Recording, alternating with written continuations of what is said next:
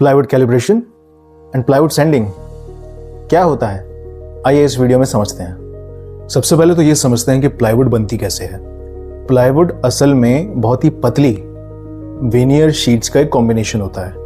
आपके पास एक wooden log है, वुडन लॉग में से हमने बहुत ही पतली पतली शीट्स निकाल ली यूजिंग पीलिंग मशीन। अब इन वेनियर शीट्स पे ग्लू लगाई जाती है, उसका एक स्टैक बनाया जाता है एंड देन उसको high temperature and high pressure से प्रेस किया जाता है।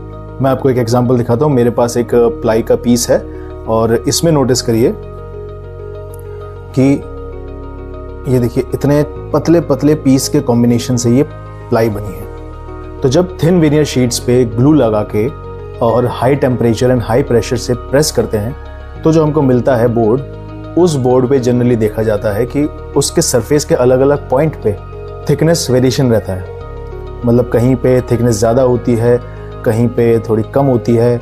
तो प्रैक्टिकल पर्पसेस के लिए हमारा ऑब्जेक्टिव ये होता है कि हर एक पॉइंट पे हमको एक कंसिस्टेंट थिकनेस मिले और उस प्रोसेस को, जिस प्रोसेस में प्लाई को भेज के उसकी थिकनेस को कंसिस्टेंट किया जाता है, उस प्रोसेस को बोलते हैं हम कैलिब्रेशन। अब समझते हैं कि सैंडिंग क्या होती है। तो जो हमारे पास कैलिब्रेटेड बोर्ड आया जिसके हर एक पॉइंट पे थिकनेस ऑलमोस्ट सेम है विद माइनर वेरिएशन, उस पे फेस वेनियर लगाना होता है। फेस वेनियर क्या होता है?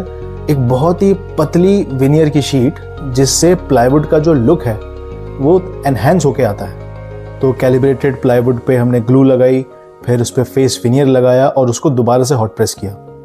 हॉट प्रेस करने के बाद उस सरफेस को, माने फेस वेनियर जो सबसे ऊपर है, उस सरफेस को हमें स्मूथ करना होता है। स्मूथ एंड ग्लॉसी इफेक्ट लाना होता है।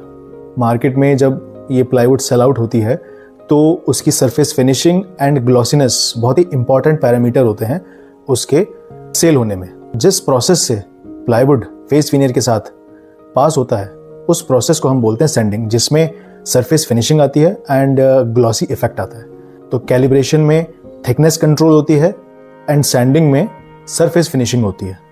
ऐसी और इंटरेस्टिंग इन्फॉर्मेशन के लिए please like this video and subscribe और फॉलो दिस चैनल।